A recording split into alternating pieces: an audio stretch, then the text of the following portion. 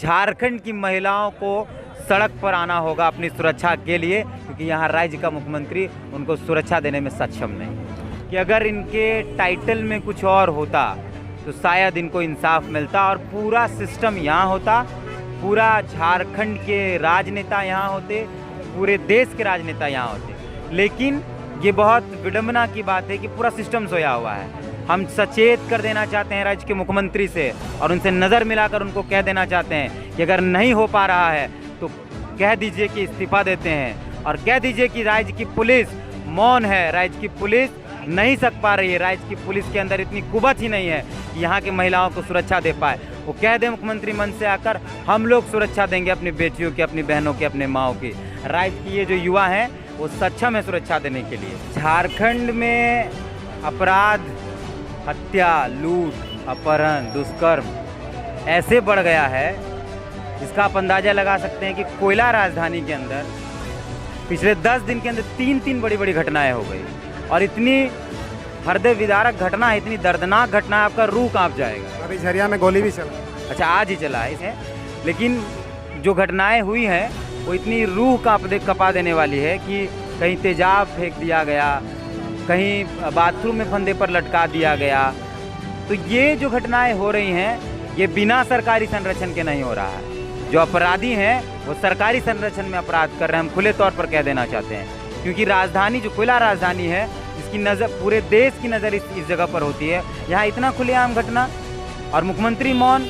मुख्यमंत्री पार्वती वाले मामले में आपने रिपोर्टिंग, इस मामले में बजरंग दल हो चाहे महिला मोर्चा हो, भाजपा भी तो मौन दिख रहे हैं। सारे लोग, जो लोग महिला सुरक्षा की बात करते हैं, जैसे भारतीय जनता पार्टी की अगर हम बात करें तो उन्होंने महिला सुरक्षा का नारा दिया था, लेकिन वो तो नज़र नहीं आ रहे हैं, वो भी मौन है। क्या वो लोग जाति देखकर राजनीति कर रहे हैं? हमको लगता है कि अगर जो 3 नाम है वो दलित, पिछड़ा, आदिवासी है। एक मुस्लिम महिला है, लड़की है, बेटी है, और एक दलित आदिवासी बेटी है, और एक महतो है, ओबीसी वर्ग से आती है। हम नहीं कहना चाहते हैं, लेकिन शायद ये परिस्थितियाँ वैसी बनती हैं कि अगर इनके टाइटल में कुछ और होता तो शायद इनको इंसाफ मिलता और पूरा सिस्टम यहाँ होता, पूरा झारखंड के राजनेता यहाँ होते, पूरे देश के राजनेता यहाँ होते। लेकिन ये बहुत विडंबना की बात है कि पूरा सिस्टम सोया हुआ है।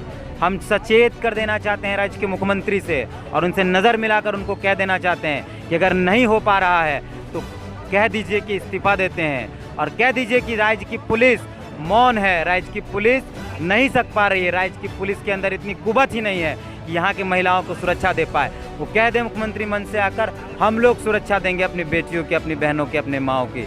राज्य की ये जो युवा हैं वो सक्षम है सुरक्षा देने के लिए। लेकिन जिस तरीके से मुख्यमंत्री मौन रह रहे हैं ये अपने में बहुत दुखदायी है। कि एक मुख्यमंत्री, क्या मांग है? हम लोग की मांग स्पष्ट है कि जो 3 घटनाएं हुई हैं उनको इंसाफ मिले, उन बेटियों को इंसाफ मिले। और सिर्फ ये 3 घटनाएं नहीं, इस 10 दिन के दौरान राज्य के तमाम जिलों में कई बड़ी बड़ी घटनाएं हुई हैं। किसी को मीडिया में जगह मिला, किसी को नहीं मिल पाया। उन सभी मामलों पर सही कार्रवाई की जाए, त्वरित कार्रवाई। पुलिस की कार्यशैली पे क्या आप देख रहे हैं? क्या बोले भैया? पुलिस की कार्यशैली, पुलिस कार्यशैली एकदम, पुलिस, आपको याद होगा रूपा तिर्की का मामला, 4 IPS अफसर हैं धनबाद में। आपको याद होगा रूपा तिर्की एक मामला था, एक पुलिस, वो भी एक पुलिस थी, थानेदार थी, उसकी हत्या पर तो झारखंड की पुलिस कुछ कर ही नहीं पाई। तो आम आदमी की क्या सुरक्षा कर पाई? रूपा को इंसाफ की पहली सीढ़ी तक हम लोगों ने पहुंचा दिया। CBI जांच की रिपोर्ट आएगी, सब कुछ पानी का पानी दूध का, लेकिन राज्य सरकार तो विफल रही। आकाश जी, 25 तारीख को पार्वती मामले में CID जांच का आदेश हुआ था, लेकिन वो अभी तक पत्र नहीं है। ये कल धनबाद में ADG आए थे CBI के। मुख्यमंत्री महोदय झूठ बोलते हैं, स्पष्ट तौर पे कहना चाहता हूँ। मुख्यमंत्री महोदय की बातों का कोई भरोसा नहीं है। मुख्यमंत्री महोदय मोदी जी से ज़्यादा जुमला फेंकते हैं और तुरंत यू टर्न भी लेते हैं। मैंने ऐसे नहीं कहा। आप अगर कहीं कभी की कोई मीडिया पूछ दिया कि पार्वती मामले में CID जांच की बात आपने कही थी, तो बोल देंगे नहीं हम तो नहीं बोले थे। मुख्यमंत्री पलट जाते हैं। अब मुझे लगता है कि झारखंड की महिलाओं को सड़क पर आना होगा अपनी सुरक्षा के लिए, क्योंकि यहाँ राज्य का मुख्यमंत्री उनको सुरक्षा देने में सक्षम नहीं।